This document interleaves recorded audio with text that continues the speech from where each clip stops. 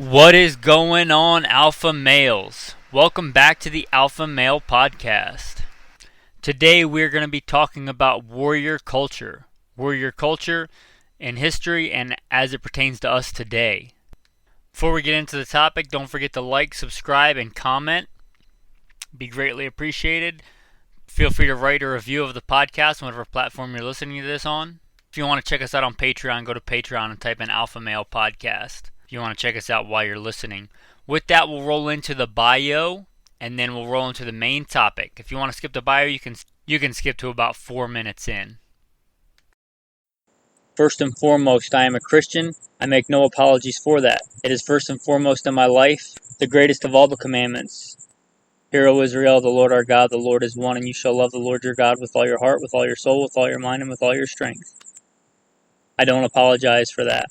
I am an alpha male, and as such I follow the ultimate male, the ultimate alpha male, the greatest man that ever lived, Jesus Christ. A little bit about my background. In addition to that, I am a veteran. I've been to war. I served in both the United States Marine Corps in the infantry and the United States Army, both full-time and part-time National Guard. Joined at 17, went to war more than once. I also served in law enforcement. I worked as a police officer in LAPD doing patrol assignments and more specialized assignments, tracking down fugitives and those kind of jobs. So by God's grace, I've made it through some nasty places and times overseas and some dangerous streets in the States. Not because I'm better than any of the men that didn't, but because God chose to have mercy and grace on me.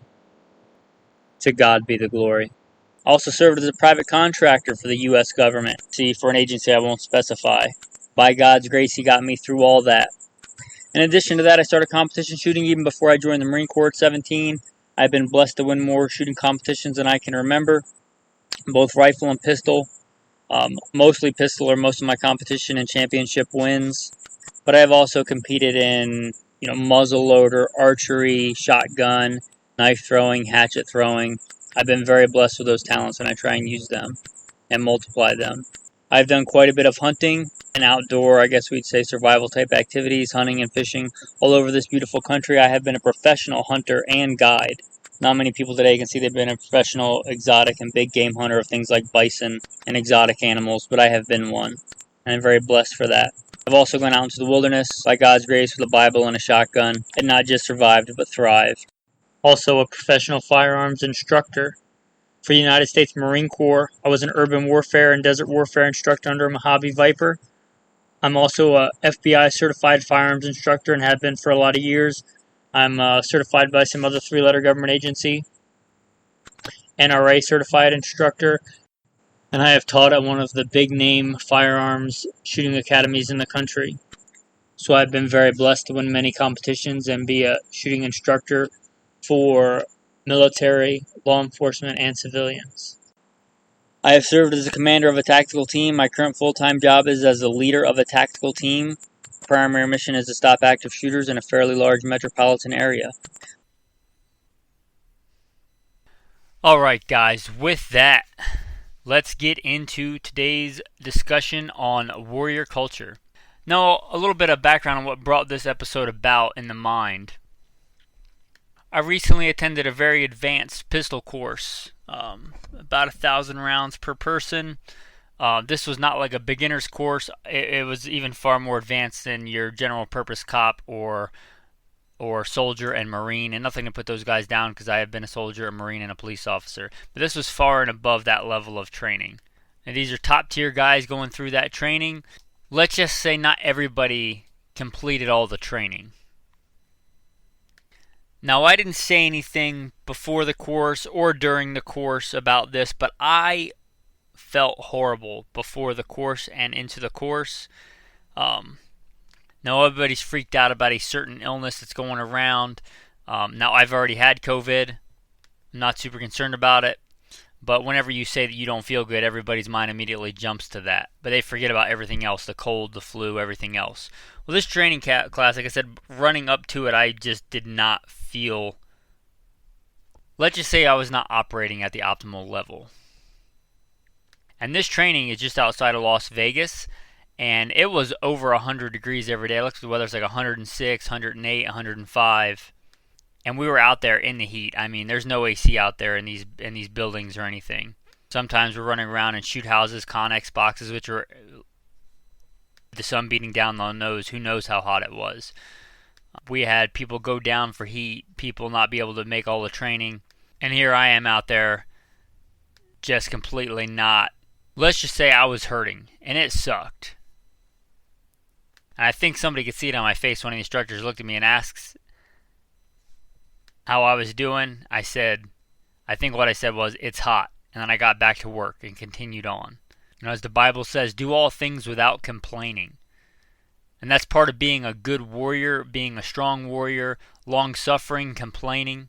The thing about it is it doesn't make anything better. If I would have said, I feel like crap, would that have made me perform any better? No, it wouldn't have. I knew this training needed to get done. I knew that I was the leader of these men. By God's grace, very humble to be the leader of these guys that are very high caliber, very good gunfighters. If you want to hear more about that training, you can check out the latest episode of Gunfighter Life. It's another podcast done. Just put out an episode about that training if you want to listen to that. Anyway, that got me thinking about warrior culture.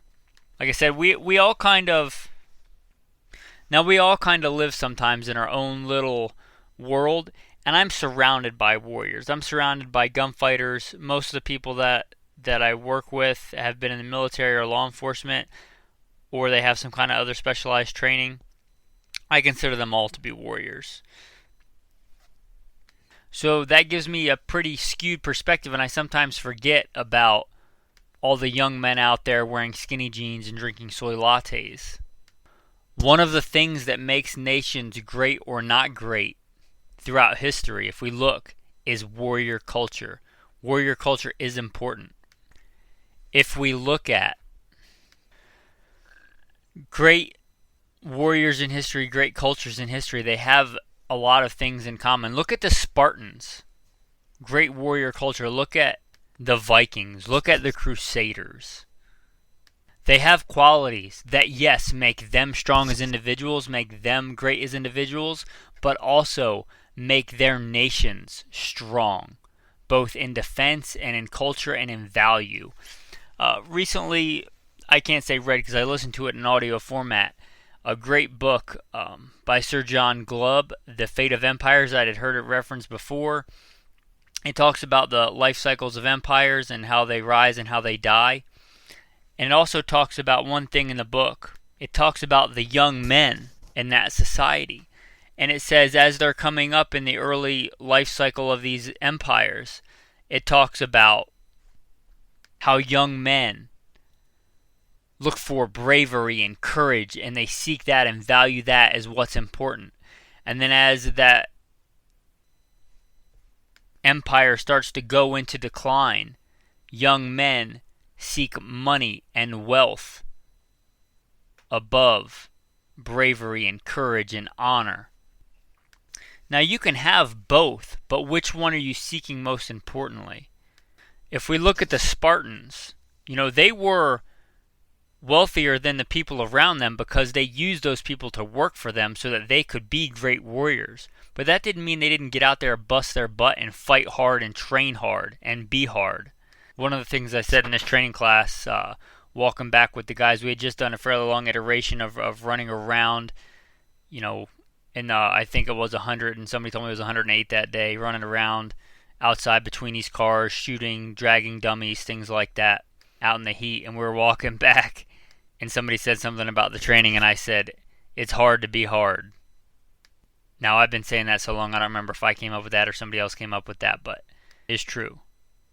It's hard to be hard. If it was easy to be brave and strong, push yourself, then everybody would do it. This is not the Everyman podcast. This is the Alpha Male podcast. Those Spartans, even though they had other people working for them and, farming for them, providing their food, providing a bunch of other stuff for them, they still got out there and busted their butts and put their lives on the line. They were strong warriors. They valued bravery and courage. If we think about the Vikings, who started out as pagans and by God's grace became Christians, they were great warriors. They became very wealthy.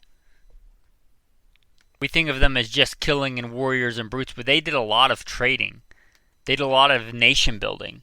And it wasn't until they started to give up that warrior culture and become bloated and sedentary that they kind of fell apart as a culture and assimilated into other cultures. Like I said, that bravery, that courage, that warrior culture is not just great for the individual, it is great for the nation. If we look at the great nation and heritage of Israel, the nation of whom we have been grafted into as Christians, full of great and amazing warriors and warrior culture. Let us remember Abraham, the great man of faith, did not lead his small at the time, later to become great nation, on what we might consider today a commando raid to save his relative Lot when he was captured. Did he not slay many? Did he not command his people to slay many with the edge of the sword? We think of Moses. Now, obviously, God is the one in charge of making Israel and continuing to make Israel a nation. But he used many men in doing that. He doesn't need us for anything, but by God's grace, he chooses to use great warriors throughout history. We think of Moses, and we may think of him as like this white-haired guy holding stone tablets with a stick. But Moses was a military commander and leader. He led military campaigns, slaying people.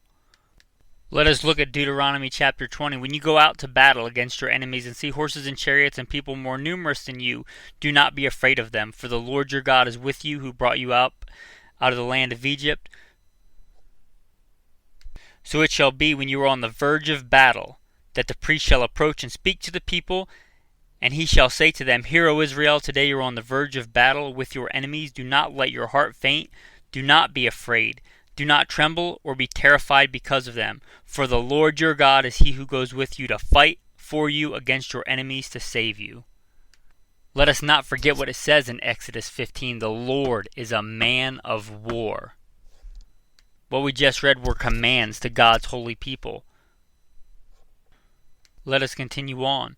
When you go near a city to fight against it, and then proclaim an offer of peace to it, and it shall be that if they accept your offer of peace open to you, then all the people who are found, and open to you, then all the people who are found in it shall be placed under tribute to you and serve you. Now if the city will not make peace with you, but war against you, then you shall besiege it, and when the Lord your God delivers it into your hand, you shall strike every male in it with the edge of the sword, but the woman and the little ones, the livestock and all that is in the city, all its spoils, you shall plunder for yourself, and you shall eat the enemy's plunder, which the Lord your God gives you. Thus you shall do to all the cities which are very far from you, which are not the cities of these nations, but the cities of these peoples, which the Lord your God gives you as an inheritance. You shall let nothing that breathes remain alive. You shall utterly destroy them. Let us look at what Moses says when the people turn to idolatry. When he comes down and he sees the golden calf. Whoever is on the Lord's side, come to me. And all the sons of Levi gathered themselves together to him. And he said to them, Thus says the Lord God of Israel, Let every man put his sword on his side. Go in and out, from entrance to entrance, throughout the camp. And let every man kill his brother, every man his companion, every man his neighbor. So the sons of Levi did according to the word of Moses, and about 3,000 men of the people fell that day. Make no mistake that Israel was called to a warrior culture. And there is no contradiction between being a strong man of war and being a man of God. Let us just briefly mention Joshua, who wholesale slaughters Jericho in a military campaign. And that's just the start of his many military conquests, except for Rahab, because of an oath that was taken. Except for her and her family, everyone fell by the edge of the sword. Another brief lesson is that a man's word ought to mean something. David, who slew Goliath. David, who killed both bear and lion. David, of whom it is written, was such a great warrior, even the king was jealous. Saul has slayed his thousands, but David his tens of thousands. And if you want a good read of warriors, just read the deeds of David and his mighty men. Or Samson, who slaughtered men with the jawbone of a donkey. remember that you are descended from or grafted into great warriors. Now, what does this mean for us today in America? Let us be circumspect and examine that America and warrior culture. Remember what we said earlier about what young men aspire to in a culture, in a nation, and how as a nation starts to spiral into decline, according to Sir John Glubb, and he gives some pretty compelling arguments throughout history, the young men, they start shifting the most important things from bravery and strength and courage and honor to being making money and being affluent and fame and fortune. And I may be doing a bad paraphrase of his work, so go back and listen to that for yourself. It's only about an hour and a half listen. If we look not too long ago, Elvis, pretty hard to argue that he was the most wealthy, the biggest celebrity of the day. He went and joined the army. Now, he was a wealthy celebrity, but obviously he saw honor and duty and courage as a more important, or he wouldn't have done that. Also, Mel Brooks, Jimmy Stewart, Kirk Douglas, Clark Gable, Paul Newman.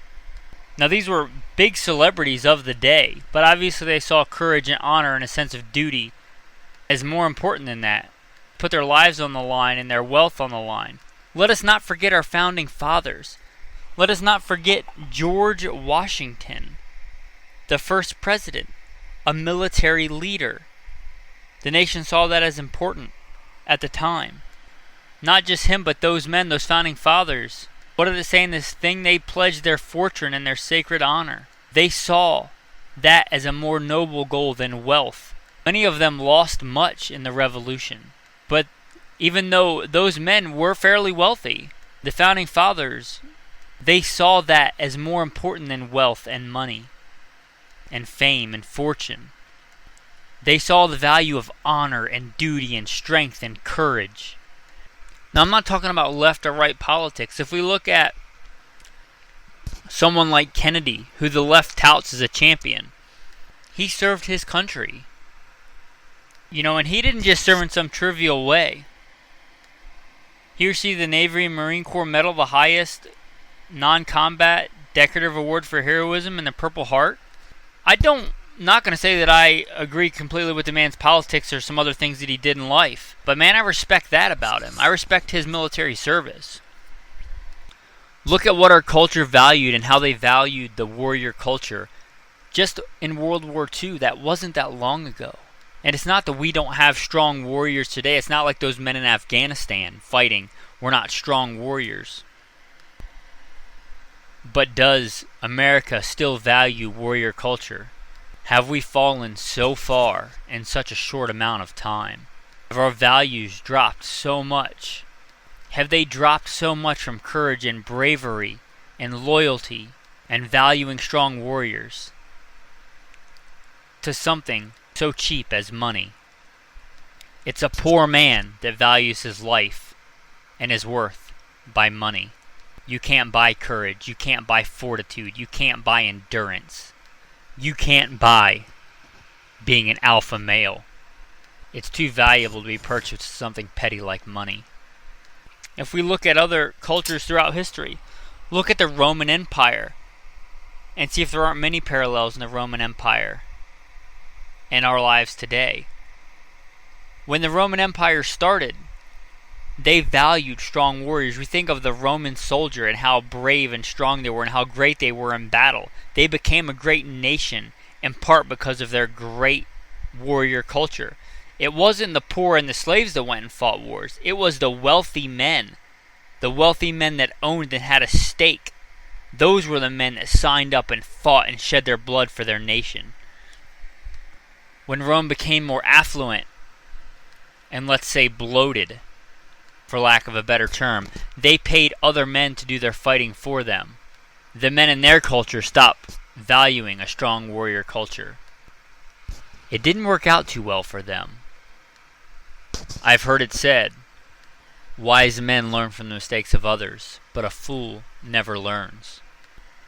So I would say, be circumspect. Examine the world. Examine your nation today.